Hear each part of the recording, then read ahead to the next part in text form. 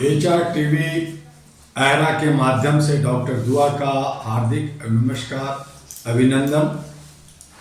काफ़ी अंतराल के बाद आज अंधेर नगरी चौपट व्यवस्था एपिसोड 45 आपके सामने, और इसमें आज हम बात करेंगे अल्लाह जाने क्या होगा आगे। मौला जाने क्या होगा आगे, भगवान जाने क्या होगा आगे, ओ माय गॉड क्या होगा आगे। जो हालात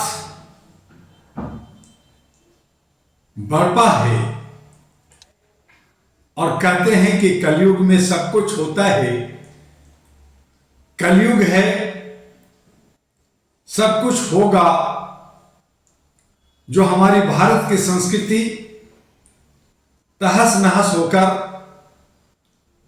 आचार विचार सुविचार सब कुछ खत्म होकर हम उस दौड़ में शामिल हो गए हैं जहां हमें जाना नहीं चाहिए था। पश्चिमी सभ्यता हम पे हावी है, हमारी शीलता खत्म हो गई है, अश्लील फुहड़ भाषाओं का इस्तेमाल होने लगा है। छोटे छोटे वीडियो लोगों को चटपटे और अपना व्यूज बढ़ाने के लिए पता नहीं क्या क्या दिखा रहे हैं और YouTube पे सोशल मीडिया पे लोड कर रहे हैं। किसी तरह का कोई रोक नहीं है, कोई बंदिश नहीं है, कोई रिश्ता नहीं है, कोई शर्म नहीं है, हया नहीं है। हर तरफ गंदगी ही गंदगी फैला है। चाहे इलाहाबाद रणबीर इलाहाबादी का हो, चाहे और बहुत सारे ऐसे कार्टून टाइप के यूथ जिसका कोई आचार विचार से लेना देना नहीं है, जो संस्कृति को नहीं जानता, थोड़ा सा इधर उधर अंग्रेजी स्कूल में पढ़कर भटक गए हैं, आवारा बन गए हैं। ऐसे लोग समाज को क्या देंगे, ये हमें और आपको सोचना है। वहीं हमारे लोकतंत्र तार तार हो गया है। तानाशाही और बादशाहियत, पहले राजा हाथी पे घोड़ा पे मुकुट पहन के घूमते थे, सज्जो सज्जा में अपनी मनमर्जी करते थे। एक राजा दूसरे राजा से राज्य को अपने स्थापित रखने के लिए लड़ते रहते थे। आज कमोबेश पार्टियां महाराजा बन गई है। मुकुट नहीं रहा, लेकिन जेट प्लेन उनका जो है, चार्टर प्लेन, 40-50 महंगी गाड़ियां, भारी भरकम पोशाक, महंगी पोशाक, महंगे सारे साज सज्जा, बड़े बड़े कोठियां, ये सब कहलाते हैं सेवक, सेवादार, चौकीदार। लेकिन ये सब राजाओं के स्टाइल में रहते हैं और अपने हिसाब से सारे विधि विधान कानून बना रखा है। जनता को सिर्फ मात्र कहने के लिए कि जनता जनार्दन है, जनता मालिक है, जनता हमारा सब कुछ है। लेकिन हकीकत यह है कि जनता सिर्फ एक माध्यम है पैसा कमाने का, टैक्स लेने का, उसके खून चूस करके पीने का। जनता एक उनका जो है, जैसे किचन के अंदर चूल्हा होना चाहिए, बर्तन होना चाहिए, हमारे सारे सब्जी भाजी सारा मटेरियल होना चाहिए ताकि हम खिचड़ी बना सके, पुलाव बना सके, बिरयानी बना सके। उसी तरह से जनता एक वस्तु रह गया, एक उनका साधन रह गया है जिसके माध्यम से वो अपनी जिंदगी जीते हैं और उसका खून पीते हैं। यही है लोकतंत्र, जो मुझे समझ में आया। अगर आपको समझ में कुछ और आता है तो हमें बताइएगा, शायद मैं आपसे प्रभावित हो जाऊं। कानून, संविधान ये सब मात्र कहने के लिए रह गया है, किताब रह गया है। इसका न कोर्स से मतलब है, न ज्ञान से मतलब है, न विज्ञान से मतलब है, न ही इसका इंप्लीमेंटेशन होने से कोई मतलब है। बस एक पुस्तक है। जब कभी भी लड़ना होगा, जब कभी भी कुछ कहना होगा, तो हम उस पे जो है धार्मिक उन्माद, सांस्कृतिक उन्माद, राजनीतिक उन्माद, सामाजिक उन्माद और बड़े छोटों का अपमान, ये सब कह कह के लड़ते रहेंगे, धरना प्रदर्शन आंदोलन करते रहेंगे, आवाज उठाते रहेंगे। लेकिन हकीकत यह है कि संविधान किस चिड़िया का नाम है, मानवता किस खेत की मूली है, किस चिड़िया का नाम है। न मानवता है, न संविधान है, न लोकतंत्र है। अल्लाह जाने क्या होगा आगे। मुसलमानों का वक्फ बोर्ड अब वक्फ बोर्ड नहीं रहा, वो अल्लाह का दिया हुआ दान अनुदान, अल्लाह के नाम पर गरीबों का, यतीमों का हिस्सा नहीं रहा, बल्कि वो दौलत कमाने का और उस पर कब्जा करने का एक साधन बन गया। दुनिया भर के कानून, दुनिया भर के विधि विधान, लेकिन ढाक का तीन पात, किसी मुजरिम, किसी गरीब, किसी यतीम को कुछ नहीं मिला। जो पढ़ना चाहा उसकी पढ़ाई, एजुकेशन नहीं मिला। जो जीना चाहा उसे जीने की राह नहीं मिला। और यही वजह है कि जितने भी बड़े शहर हैं उन सभी जगह कोठा बना हुआ है, रेड लाइन बना हुआ है, रेड एरिया बना हुआ है, जहां अय्याशियां होती हैं, गरीबों को सताया दबाया जाता है, उसको नोचा जाता है, उसके साथ बेविचार होता है, एक नहीं अनेक होता है। क्या कभी वक्फ ने, क्या मुल्लाओं ने, क्या बहुत सारे मदरसा और बहुत सारे 60 के करीब मुस्लिम देशों ने उनके लिए सोचा? सिर्फ अपने लिए सोचते हैं और अपने लिए जीते हैं।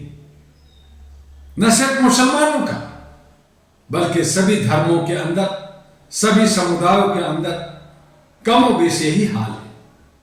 हर तरफ अपना चाहिए, मुझे चाहिए, और इसी में जी रहे हैं और इसी में मर रहे हैं।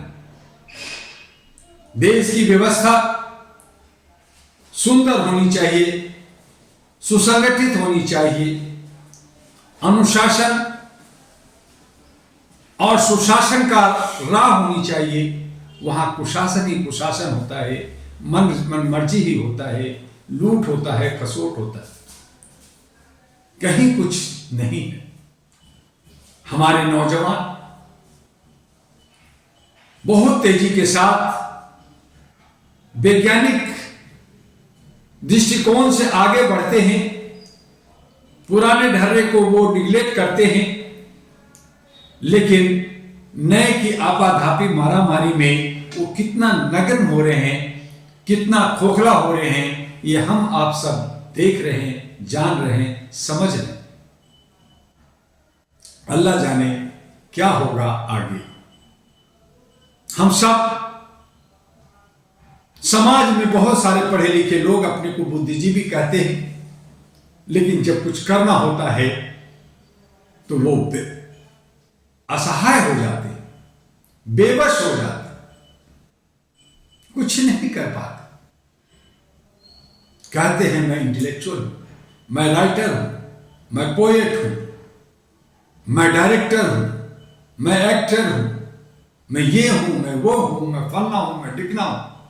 लेकिन सच्चाई यह है कि उनका योगदान ना के बराबर, शून्य के बराबर समाज के अंदर दिख रहा है।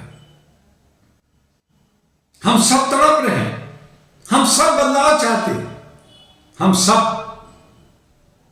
एक नया क्रांति, एक नया आजादी, एक शांति, सद्भावना, भाईचारा चाहते। लेकिन होता क्या है, कुछ चंद लोग, तथाकथित लोग जो सिर्फ मजा लेना चाहते हैं, पार्टी करना चाहते हैं, मेरा पार्टी चलेगा, ये मेरा पार्टी है, ये मेरा दोस्त है, इसे सब कुछ मिलना चाहिए, हम इसी में जी रहे। मौज मस्ती, भाड़ में जाए समाज, भाड़ में जाए देश, भाड़ में जाए राज्य, भाड़ में जाए परिवार। अब तो गंदगी ऐसी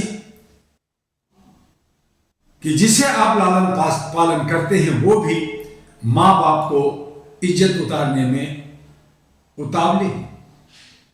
सेक्स की बात करते हैं, संभोग की बात करते हैं, मां बाप के सामने करते हैं, मां बाप को तार तार करते हैं। क्या यह शर्म की बात नहीं है? क्या यह लज्जा की बात नहीं है? क्या यही मेरी सांस्कृतिक, क्या यही मेरी धरोहर भारत की रह गई? अल्लाह जाने क्या होगा आगे। हमें आपको सोचना है। जिसे खेत की मूली, जिसे किस चिड़िया का नाम है, मानवता को कहते हैं, इंसानियत को, ह्यूमैनिटी को कहते हैं, वही हमारा धर्म है, वही हमारा मूल जड़ है। उस अपने जड़ को पहचाने, नहीं तो सूख जाएंगे, बर्बाद हो जाएंगे। फूल पत्ती तो दिखेगा लेकिन वो मुरझाया हुआ, वो जहरीला होगा अगर हमारा जड़ मजबूत और सुसंगठित या उसके आचरणों पे नहीं चलेंगे। हमें आपस में प्यार और मोहब्बत, सामाजिक सौहार्द पैदा करने के लिए, राष्ट्रीय अंतर्राष्ट्रीय इंटीग्रेशन के लिए, बंधुत्व के लिए, विश्व कुटुंब और भारत को विश्व गुरु और सोने की चिड़िया देखना चाहते हैं, तो मेरा एक आह्वान है आप तमाम साथियों से कि All India Human Rights Association AHRA के साथ जुड़िए, मानवीय मूल्यों के आधार पर अलग जगाइए, एक नया जन क्रांति, एक नया सवेरा के लिए काम कीजिए। घर घर में मानवता का सदस्यता और मानवता का एक चैन, एक माला पिरोइए। मानवीय मूल्यों के लिए भारत में पहली संस्था All India Human Rights Association AHRA, जो 1987 से काम कर रही है, लगातार काम कर रही है, और ये 39 साल की सफर में हमने महसूस किया कि सत्ता भी आपको चाहिए। यही बाबा आंबेडकर ने महसूस किया था, यही बाकी तमाम लीडरों ने महसूस किया कि देश में अगर सही दशा दिशा देनी है, सिस्टम पे जो काबिज हैं विधायिका, उसमें अच्छे सच्चे लोगों को होना चाहिए। और इसीलिए AHRA All India Human Rights Association एक कदम आगे बढ़ा है। मीडिया हाउस बनाया 2000 से, ह्यूमन राइट्स 2009 में जाकर करके एक पार्टी का शक्ल दिया कि भाई कुछ लोग सत्ता में आए, लेकिन जहां लूट है, जहां बेईमानी है, जहां शैतानी है, जहां पे राक्षसी प्रवृत्तियां हैं, वहां पे सच्चाई की क्या कीमत। और इसीलिए हम सब टूटते हैं और बिखर गए।